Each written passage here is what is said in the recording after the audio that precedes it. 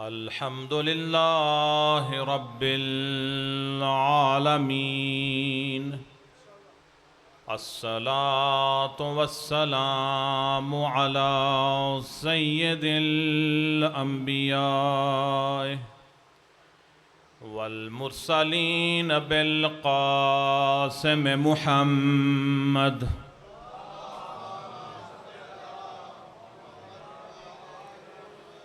وآله الطيبين الطاهرين المعصومين اللهم كن لوليك الحجة ابن الحسن صلواتك عليه وعلى آبائه في هذه الساعات وفي كل ساعة وليا وحافظا وقائدا وناصرا ودليلا وعينا حتى تسكنه أرضك طوعا وتمتعه فيها طويلا أما بعد فقد قال تبارك وتعالى في كتابه المجيد وقوله الحق بسم الله الرحمن الرحيم انما وليكم الله ورسوله والذين آمنوا الذين يقيمون الصلاة درود بر محمد و آل محمد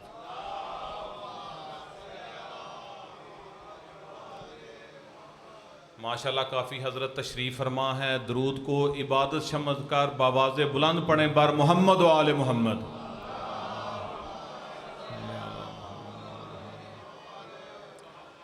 سب سے پہلے خدا کی بارگاہ میں دعا کرتے ہیں اس مجلس کی معنویت روحانیت سید الشہداء کے توسط سے کہ اے خدایا بانیین کا اس مجلس عزا کو منعقد کرنا، آپ لوگوں کا ادھر تشریف لانا اور ہم جیسوں کا پڑھنا اللہ اپنی بارگاہ میں قبول و منظور فرمائے.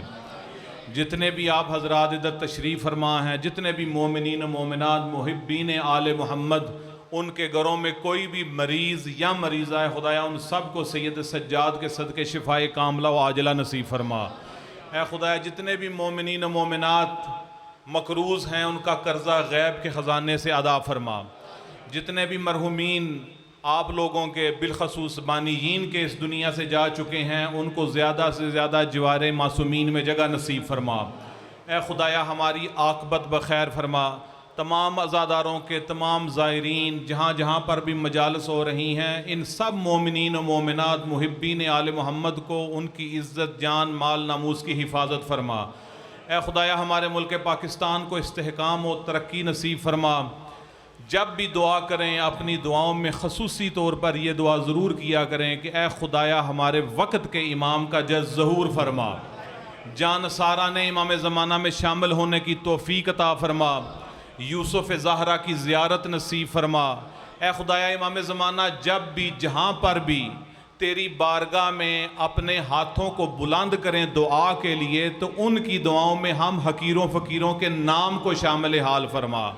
مجلس کی قبولیت کے لیے، دعاؤں کی قبولیت کے لیے، آپ لوگوں کی جو حاجات ہیں ان کی قبولیت کے لیے، اور جو پارا چنار میں مظلومین ہیں ان کی حمایت اور کامیابی کے لیے، فلسطین میں جو مظلوم ہیں ان کی حمایت اور کامیابی کے لیے باواز بلند درود بر محمد و آل محمد.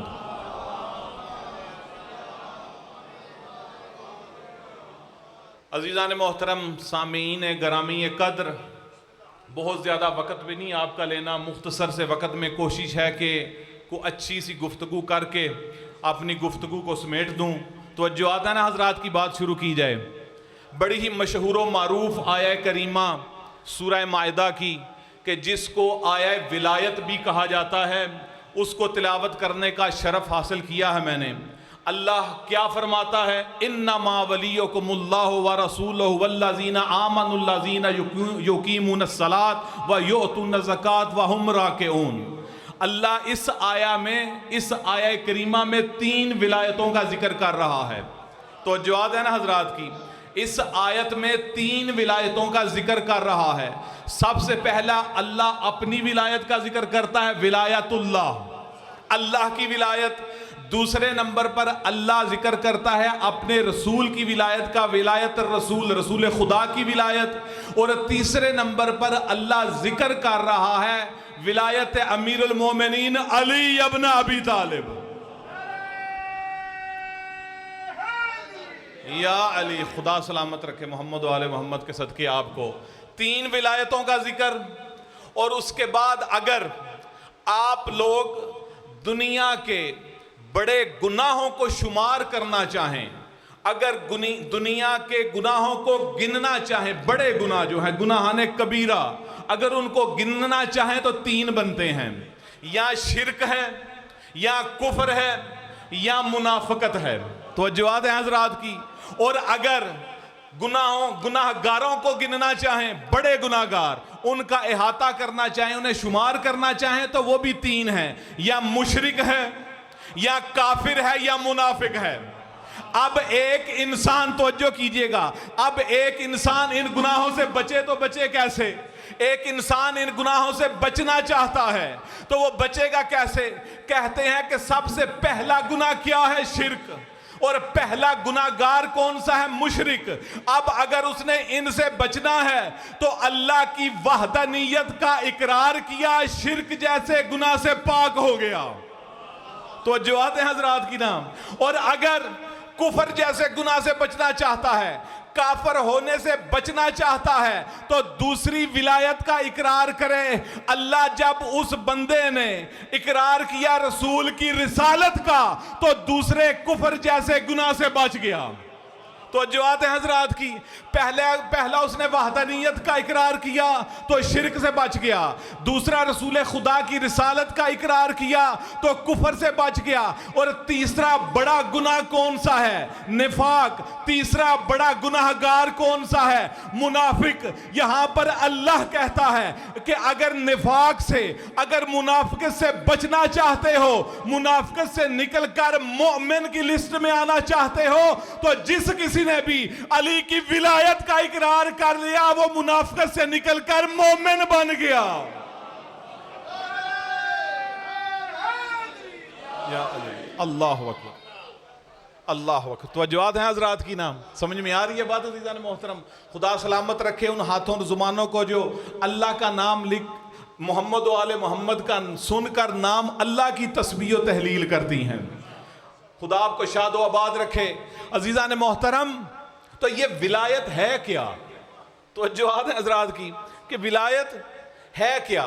دیکھیے ایک بات سمجھ بھی لیں اور یاد بھی رکھیے گا، توحید اصل ہے، توحید اصل ہے۔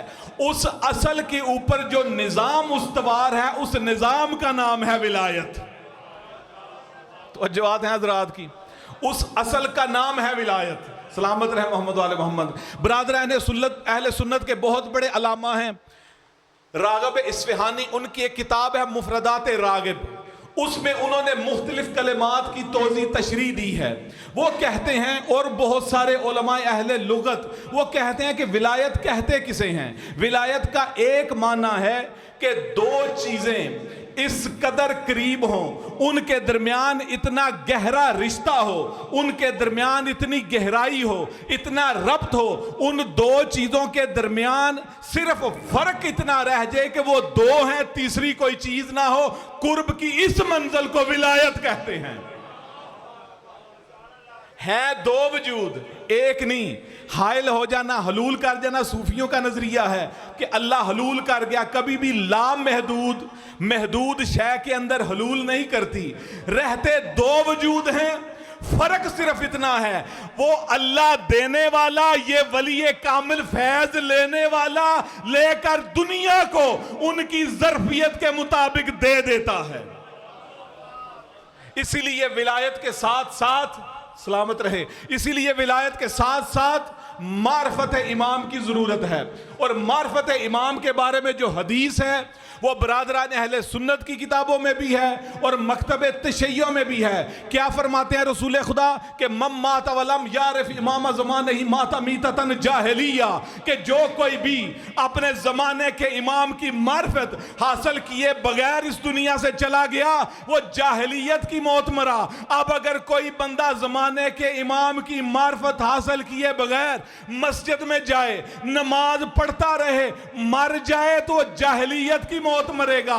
روزہ رکھتا ہے، روزہ رکھ رکھ کر پیاس سارے دن کی کاٹتا رہے، اگر زمانے کے امام کی معرفت نہیں رکھتا تو وہ جاہلیت کی موت مرا. جتنا مرضی حج کرتا رہے تب بھی اللہ اس کے حج کو قبول نہیں کرے گا. یہ میں نہیں بابا کہہ رہا، بلکہ سنن نسائی میں رسول خدا مولا علی کو مخاطب کر کے فرماتے ہیں کہ یا علی لو ان عبدن عبد اللہ مثلا ما قام نوح فی قومہ وکان لہ مثل جبل احد ذهبا ينفقه فی سبیل اللہ حتی حج الف عام علی قدمیہ ثم قتل مظلوما بین الصفا والمروہ لم یوالکا یا علی لم یشم رائحۃ الجنہ.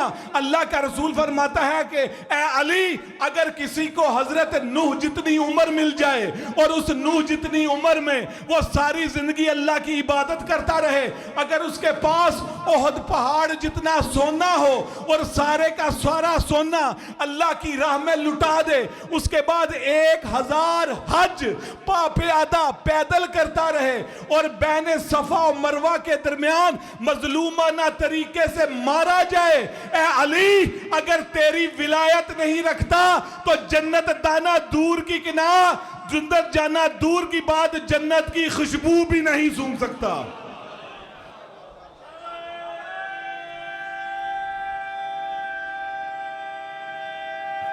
حیدری یا علی سلامت رہے، اللہ سلامت رہے، سلامت رہے، بڑی مہربانی، اللہ آپ سلامت رکھے، اللہ آپ کے گھروں کو شاد آباد رکھے. محمد و آل محمد کا ذکر آپ کے لیے ایسا باعث رحمت ہو کہ اس دنیا میں بھی اگلی دنیا میں بھی آپ کے لیے راہ سعادت یقیناً ہے. اور یہ ایسے ہی نہیں ہے عزیزان محترم. کیوں اللہ کے رسول نے بار بار یہ کہا کہ میرے بھائی علی کے ذکر کے ذریعے سے اپنی مجلسوں کو زینت بخشو. تو جواد ہیں حضرات کی نا، کیا فرمایا؟ زینو مجالسکم بذکر علی ابن ابی طالب لأن ذکرہ ذکری و ذکری ذکر اللہ و ذکر اللہ عبادہ. فرمایا کہ میرے بھائی علی کے ذریعے سے اپنی مجلسوں کو، اپنی محافل کو زینت بخشو. کیوں؟ اس لیے کہ اس علی کا ذکر مجھ محمد کا ذکر ہے اور مجھ محمد کا ذکر اللہ کا ذکر ہے اور اللہ کا ذکر عبادت ہوتا ہے. تو جواد ہے حضرات کی، اللہ کا ذکر عبادت ہوتا ہے. دیکھیے کہہ سکتے تھے زینوا مجالسکم بذکر آدم، کہ اپنی مجلسوں کو حضرت آدم کے ذریعے سے زینت بخشو. آدم ابو البشر ہیں، آدم مسجود ملائکہ ہیں، سب سے پہلا خلیفہ جو دنیا میں آیا حضرت آدم ہے. لیکن نہیں کہا، کہہ دیتے زینوا مجالسکم بذکر نوح، حضرت نوح کے ذریعے سے اپنی مجلسوں کو زینت بخشو. حضرت نوح نے 950 سال تک فقط اللہ کی تبلیغ کی، پھر اس کے بعد کشتی بنائی، لوگوں کو جو اس میں سوار ہو گئے نجات دے دی. لیکن یہ نہیں کہا، کہہ دیتے زینوا مجالسکم بذکر ابراہیم، کہ ابراہیم کے ذریعے سے اپنی مجلسوں کو زینت بخشو. حضرت ابراہیم خلیل اللہ تھے، حضرت ابراہیم صاحب شریعت تھے، حضرت ابراہیم اللہ کے رسول تھے، حضرت ابراہیم جاعلہ کا للناس امامہ کا مصداق تھے. لیکن نہیں کہا، کہہ دیتے زینوا مجالسکم بذکر یوسف، حضرت یوسف حسن میں کمال تھے. حضرت یوسف کے بارے میں قرآن میں سب سے بڑی آیت کا بھی ذکر ہے، سب سے بڑی سورت کا ذکر ہے. کہتے تھے زینوا مجالسکم بذکر موسیٰ، حضرت موسیٰ کے ذریعے سے اپنی مجلسوں کو زینت بخشو. حضرت موسیٰ صاحب شریعت بھی تھے، صاحب رسالت بھی تھے، صاحب نبوت نبی تھے. لیکن نہیں کہا. کیوں نہیں کہا؟ اس لیے نہیں کہا کیونکہ آدم کا ذکر ہوتا تو نوح کا ذکر نہ ہوتا، نوح کا ذکر ہوتا تو ابراہیم کا ذکر نہ ہوتا، ابراہیم کا ذکر ہوتا تو موسیٰ کا ذکر نہ ہوتا، موسیٰ کا ذکر ہوتا تو عیسیٰ کا ذکر نہ ہوتا. اس لیے فرمایا کہ اگر کسی کو یہ چاہتا ہے کہ ان سارے انبیاء کے کمالات کو دیکھے، من ارادہ آدم فی علم ہی وفی نوح فی فہم ہی وَإِلَىٰ ابراہیم فی خلت ہی وَإِلَىٰ موسیٰ فی حیبت ہی وَإِلَىٰ عیسیٰ فی زہد ہی فَلْيَنْظُرْ إِلَىٰ وَجْهِ علی ابن ابی طالب۔ اگر کوئی یہ چاہتا ہے آدم کے علم کو دیکھے، اگر کوئی یہ چاہتا ہے کہ نوح کے فہم و فراست کو دیکھے، اگر کوئی یہ چاہتا ہے کہ ابراہیم کی خلت کو دیکھے، اگر کوئی یہ چاہتا ہے یوسف کے حسن کو دیکھے، اگر کوئی یہ چاہتا ہے موسیٰ کی حیبت کو دیکھے، اگر کوئی یہ چاہتا ہے عیسیٰ کے زہد کو دیکھے، میرے بھائی علی کی طرف دیکھ لے، سارے انبیاء کے کمالات یکجا نظر آ جائیں گے۔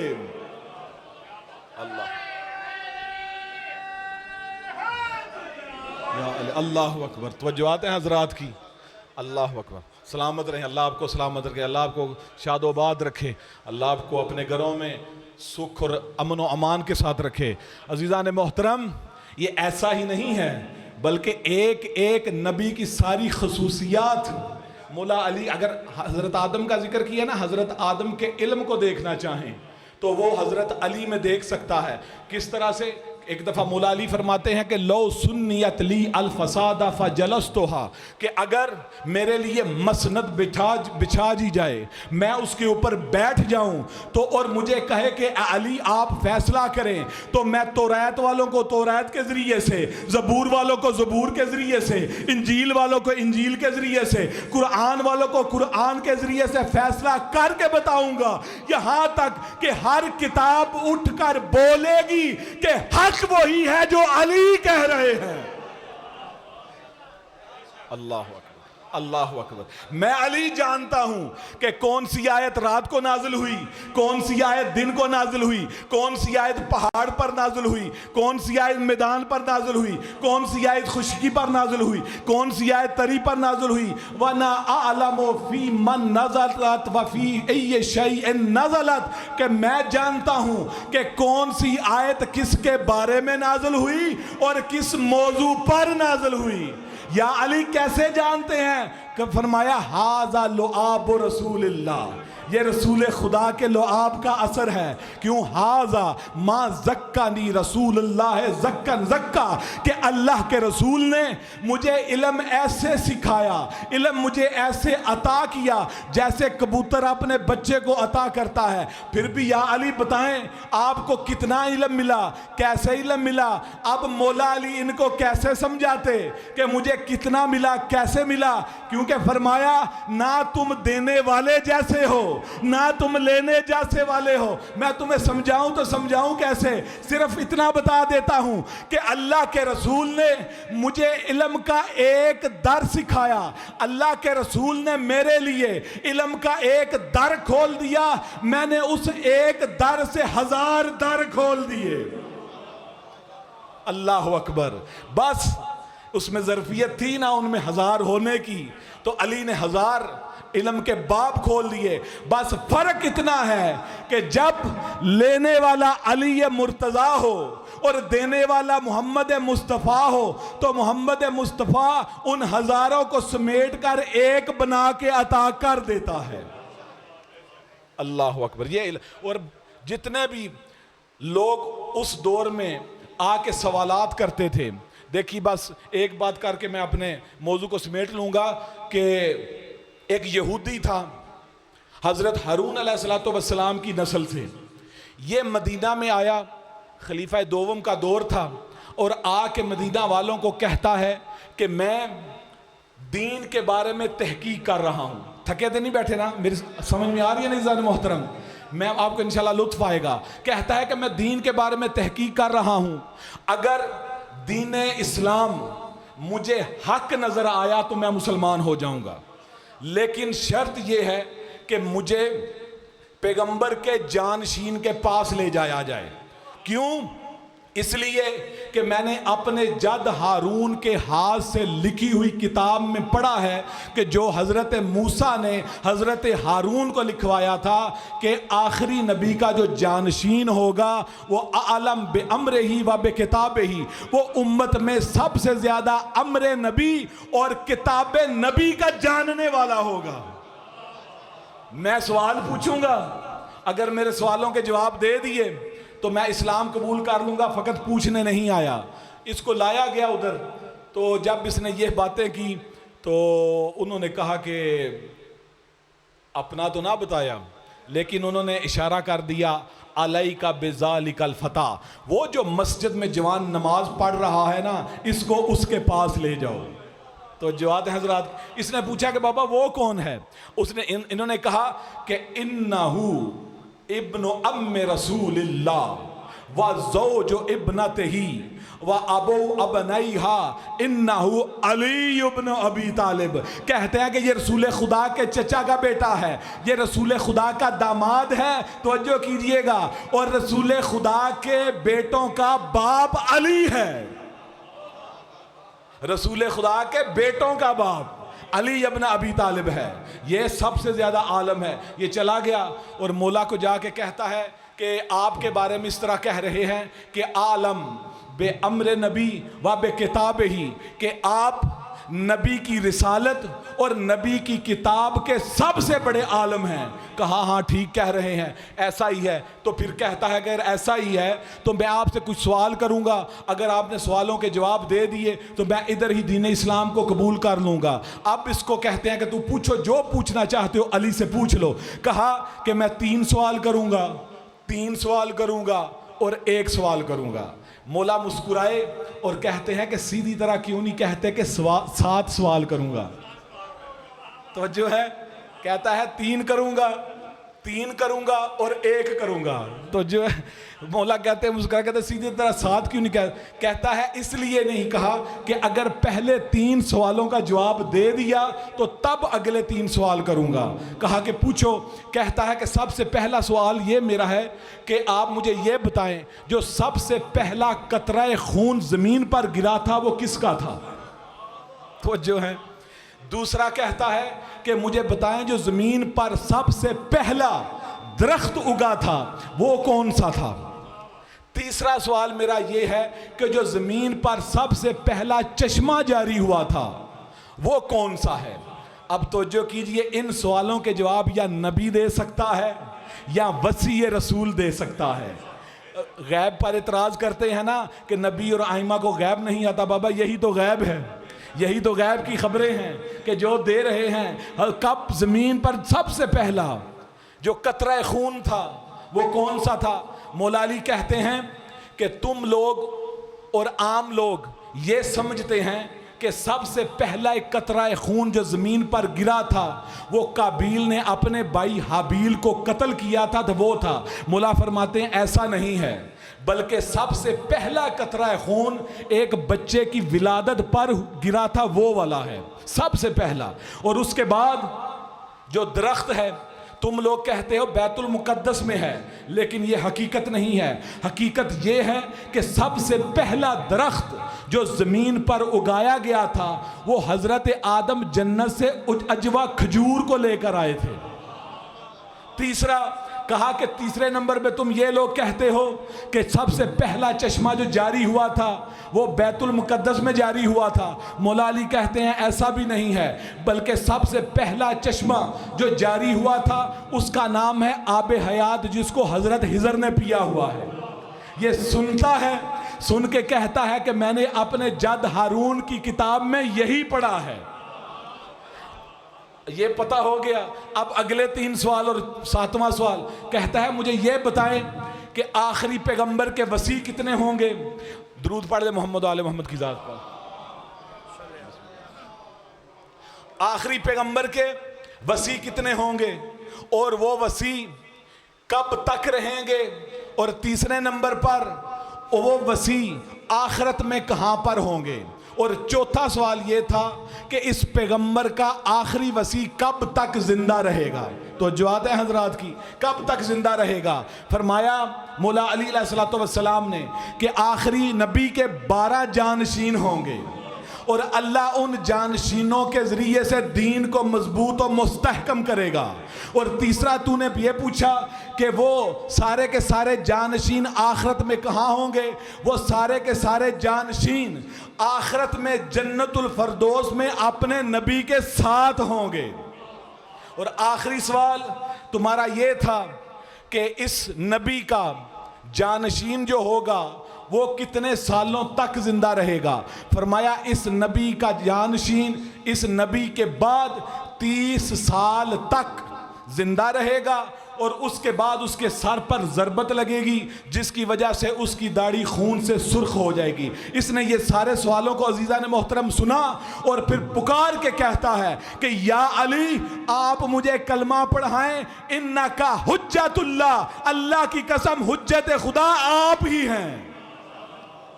اللہ اکبر، اللہ اکبر۔ عزیزان محترم، یہی ولایت، یہی عزاداری یہ امام حسین ہے کہ جو قیامت تک کے لیے حق و باطل کے درمیان تمیز کا نام ہے۔ جو انسان بھی تعصب کی اینک اتار کر اپنی فطرت کو پاک کر کے آ جائے، ہو ہی نہیں سکتا علی کی ولایت کو نہ مانے۔ یہ اللہ نے انسان کی فطرت میں رکھا ہوا ہے، فطری بات ہے علی اور آل علی کو ماننا، یہ فطرت میں ہے۔ جب انسان کی فطرت پاک ہو، تھوڑی سی بھی ہدایت کا چراغ اس کے لیے روشن ہو جائے، آپ دیکھتے ہیں کہ دنیا کس سپیڈ کے ساتھ مذہب حقہ کی طرف آ رہی ہے۔ فلسطین اور پارا چنار، اس جتنے بھی اس طرح کے مظلوم، دیکھیں وہ خود کہتے، فلسطین بیت المقدس کا امام وہ کہتا ہے کہ ڈاکٹر تیجانی سماوی کہتے ہیں کہ میں نے اس کو اپنے کتابیں دینا چاہیں کہ مذہب حقہ کی تحقیق کرو۔ وہ کہتا ہے کہ مجھے تحقیق کرنے کی ضرورت ہی نہیں، کیونکہ اس وقت فلسطین کی مظلومیت پر اگر کوئی آواز اٹھا رہا ہے تو وہ علی ولی اللہ والے ہیں۔ وہ شیعہ ہو گیا، وہ مومن ہو گیا۔ کیوں؟ کہتا کہ ہم نے پڑھا، ہم نے دیکھا ہے کہ انہی کے امام علی نے کہا ہے کہ للمظلوم اونا وللظالم خصما، کہ مظلوم کے حمایت مددگار بنو اور ظالم سے دشمنی رکھو۔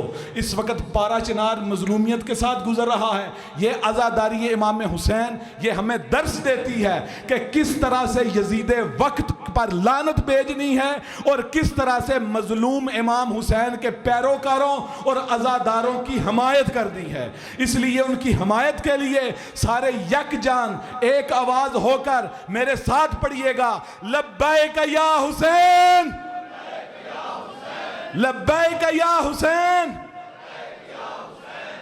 اللہ آپ کی ان صداؤں کو سلامت رکھے۔ اللہ ان مظلومین کی حمایت کی خاطر اللہ یہ آوازوں کو قبول فرمائے اور آپ کے گھروں میں اللہ ہر طرح کی مشکلات و پریشانیوں کو دور کرے۔ بس عزیزان محترم صرف 2 جملے تبرکاً مصائب کے پڑھ کے میں اپنے عزیز کے حوالے منبر کر دوں گا۔ آپ کو پتہ ہے نا کہ آج کی مجلس امام سجاد کی شہادت کے سلسلے میں رکھی گئی ہے۔ امام سجاد وہ مظلوم امام ہے کہ جس نے مسلسل رو کر اپنے بابا کی عزاداری کو زندہ رکھا اور دنیا کو بتا دیا کہ عزاداری یہ امام مظلوم کو زندہ کس طرح رکھنا ہے۔ منہال بڑا پیارا صحابی ہے عزیزان محترم امام سجاد کا، وہ کہتا ہے کہ مولا آپ کیوں ہر وقت روتے رہتے ہیں؟ شہادت تو آپ کا ورثہ ہے، شہید ہو جانا تو آپ کے اجداد کی وراثت ہے، آپ کیوں روتے ہیں؟ کہا منہال تو نے عدالت سے کام نہیں لیا، تم نے صحیح بات نہیں کی۔ یہ ٹھیک ہے کہ شہید ہو جانا ہمارا ورثہ ہے، لیکن اپنی پھپھیوں کو، اپنی ماں بہنوں بیٹیوں کو بازاروں میں لے کر جانا ہمارا ورثہ نہیں ہے۔ اور میں کیوں نہ رہوں؟ یعقوب کا ایک یوسف گم ہوا تھا نا، اور ان کو پتا تھا کہ زندہ بھی ہے، اور بعد میں مل بھی گیا تھا، میری تو آنکھوں کے سامنے میرے 17 یوسف ذبح ہو گئے، میں کیوں نہ رہوں۔ عزاداروں مختلف انداز کے ساتھ عزاداری کرتے تھے۔ کبھی کوئی خادم یا کوئی خادمہ پانی کا پیالہ لے کر آتی تھی تو روتے تھے، رو کے کہتے تھے کہ میرا بابا میرے چھوٹے بھائی علی اصغر کو پانی کے لیے لے کر گیا تھا، ظالموں نے اتنا بھی پانی نہیں دیا اور اس کے بدلے میں تیر مار دیا۔ عزاداروں جب بازار میں جاتے تھے تو لوگوں کے پاس اگر گوشت ہوتا تھا تو اس کے اوپر کپڑا دے دیتے تھے، پوچھنے والے پوچھتے تھے گوشت کے اوپر تم نے کپڑا کیوں رکھ دیا؟ کہتے تھے کہ وہ امام سجاد آ رہے ہیں، وہ زین العابدین آ رہا ہے۔ جب ان کو دیکھتا ہے تو کہتا ہے کہ کربلا میں نے اپنے عزیزوں کے ٹکڑوں کو دیکھا۔ جب کوئی قصائی کسی جانور کو ذبح کرتا تو پوچھتے تھے آیا تو نے اس کو پانی پلایا؟ وہ کہتے تھے مولا ہم آپ کے ماننے والے ہیں، ہم مسلمان ہیں، ہم جانتے ہیں کہ خنجر بھی تیز ہو اور اس کے بعد پانی بھی پلایا جائے۔ رو کے کہتے تھے ہائے میرا مظلوم بابا، تجھے پانی نہ پلایا گیا، تجھے کند خنجر کے ساتھ شہید کر دیا۔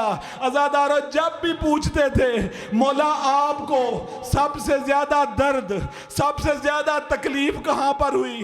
بس آخری جملہ کہتے تھے الشام، الشام، الشام۔ یہ 3 دفعہ شام کہنے کا شاید یہ ہدف ہو سکتا ہے کہ ایک دفعہ بازار شام نے رلایا، جب بازار شام سجا جا رہا تھا، جب لوگ نئے کپڑے پہن رہے تھے، بازار میں ہمیں جب لے کر گئے تو ایسے لے کر گئے جیسے بیچنے والے غلاموں کو گھسیٹ کر لیا جاتا ہے۔ میں نے بازار کا منظر دیکھا، پھر میں نے اپنی پھپھیوں کو دیکھا اور امام نے وہ آواز بلند کی جو کسی امام نے نہ کی، مزادارو اجرکم اللہ۔ مولا کہتے یا لیتنی لم تلدنی امی، اے کاش میری ماں نے مجھے پیدا نہ کیا ہوتا، اے پھپھیوں میں تمہارے سروں کو سر بازار نہ دیکھتا۔ انا للہ و انا الیہ